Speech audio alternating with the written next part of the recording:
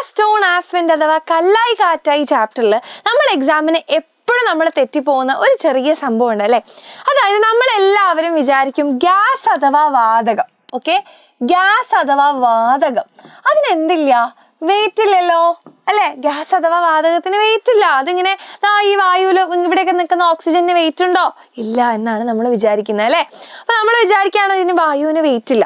ഇത് എപ്പോഴും മക്കൾക്ക് പറ്റിപ്പോകുന്ന ഒരു ചെറിയ മിസ്റ്റേക്കാണ്. അപ്പൊ എക്സാമിന് നമ്മളോട് ഈ ഒരു ക്വസ്റ്റ്യൻ വരികയാണെന്നുണ്ടെങ്കിൽ നമ്മുടെ വാതകത്തിന് വെയിറ്റ് ഉണ്ടോ, ഭാരമുണ്ടോ എന്നുള്ള രീതിക്ക് ക്വസ്റ്റ്യൻ വരികയാണെങ്കിൽ നിങ്ങൾ ചിലപ്പോൾ ഇല്ല എന്ന് എഴുതാനുള്ള ചാൻസ് വളരെ കൂടുതലാണ്. പക്ഷേ നമ്മുടെ വായുവിന് എന്തുണ്ട്, ഭാരമുണ്ട്. അത് നമുക്ക് എങ്ങനെയാ മനസ്സിലാക്കുക? അതൊരു കുഞ്ഞ് എക്സ്പെരിമെന്റിലൂടെ നമുക്ക് മനസ്സിലാക്കാൻ വേണ്ടി പറ്റും.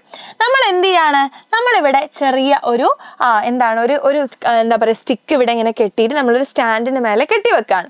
എന്നിട്ട് നമ്മൾ ഇതിന്റെ ഒരു സൈഡിൽ ഇതിന്റെ ഒരു സൈഡിലും ഈ സൈഡിലുമായിട്ട് ഒരേപോലെ നമ്മൾ എന്ത് ചെയ്യാണ്, ഒരേ വലുപ്പത്തിലുള്ള 2 ബലൂണുകൾ നമ്മൾ കെട്ടിത്തൂക്കാണ്.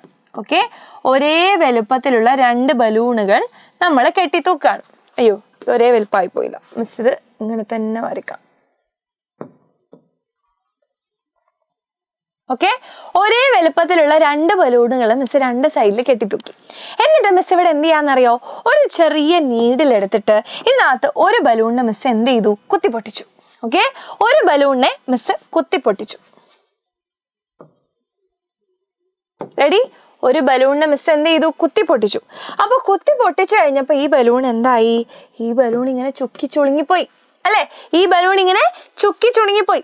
അപ്പൊ എന്താവുന്നറിയോ, പതുക്കെ നമ്മളിതാ ഇങ്ങനെ നിൽക്കുന്ന നമ്മളുടെ കോല് എന്താവും, പതുക്കെ ഇങ്ങനെയാവും.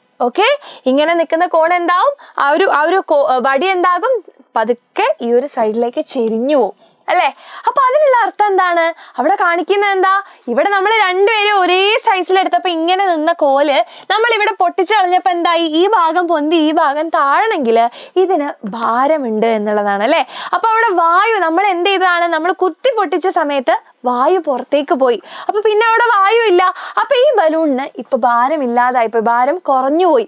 അതുകൊണ്ടാണ് ഇപ്പുറത്ത് നിൽക്കുന്ന ബലൂൺ എന്തായത്, താന്നു വന്നത്. അപ്പൊ നമ്മുടെ വായുവിന് അഥവാ നമ്മുടെ ഗ്യാസ് വാതകങ്ങൾക്ക് ഭാരമില്ലായിരുന്നു, വെയിറ്റ് ഇല്ലായിരുന്നു എന്നുണ്ടെങ്കിൽ എന്ത് സംഭവിക്കണം, ഇത് നമ്മൾ കുത്തി പൊട്ടിച്ചാലും ഈ ഒരു കോല് ഇങ്ങനെ തന്നെ നേരെ തന്നെ നിൽക്കണമായിരുന്നു, ഇത് താഴാൻ പാടില്ലായിരുന്നു അല്ലെ. താഴ്ന്ന എന്തുകൊണ്ടാ, അവിടെ ഒരു ഭാരമുള്ളത് കൊണ്ടാണ് എന്ത് ചെയ്യുന്നത്, നമ്മുടെ കോല് താന്നു പോകുന്നത്. അപ്പൊ ഇത് എക്സാമിന് എപ്പോഴും നിങ്ങൾ തെറ്റിക്കാൻ ചാൻസ് ഉള്ള ഒരു ചോദ്യമാണ് കേട്ടോ. അപ്പൊ അങ്ങനെയാണെങ്കിൽ മിസ് ഒരു കുഞ്ഞി ക്വസ്റ്റ്യൻ നിങ്ങളോട് ചോദിക്കട്ടെ, ലിക്വിഡ് അഥവാ ദ്രാവകത്തിന് ഭാരമുണ്ടോ, ലിക്വിഡ് അഥവാ ദ്രാവകങ്ങൾക്ക് ഭാരമുണ്ടോ എന്നുള്ളത് എന്ത് ചെയ്യുക, എൻ്റെ മക്കളെ യെസ് അല്ലെങ്കിൽ നോ എന്ന് പറഞ്ഞിട്ട് ഈ ഒരു വീഡിയോന്റെ താഴെ കമന്റ് ചെയ്യുക. ഒന്നെങ്കിൽ യെസ് അല്ലെങ്കിൽ നോ. ഓക്കെ.